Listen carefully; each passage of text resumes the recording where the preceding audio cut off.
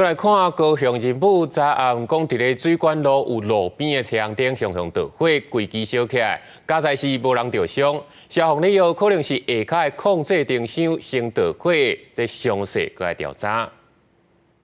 日前暗时，就看到头前的车红灯规个起火啊，火烧甲真猛，一直凊乌烟，不时阁有零件烧到落落来，看起来是真恐怖。真武区的水管路这支车红灯甲标示牌啊，熊熊火烧，消防车是随出动到现场拍火，好佳在无人着伤。附近民众拢讲毋捌看过这种状况。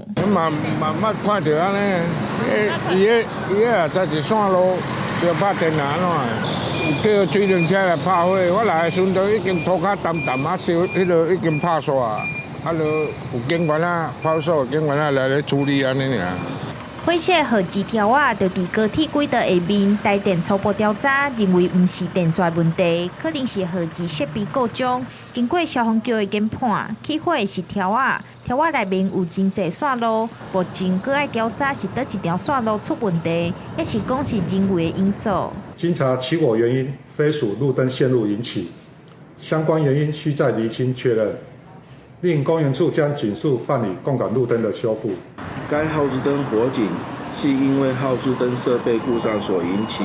与台电线路供电无关。日白透早，交通局连面加设一支临时车红灯，起火原因，搁爱相关的单位鉴定甲会勘。记者将伊回去交由高雄报道。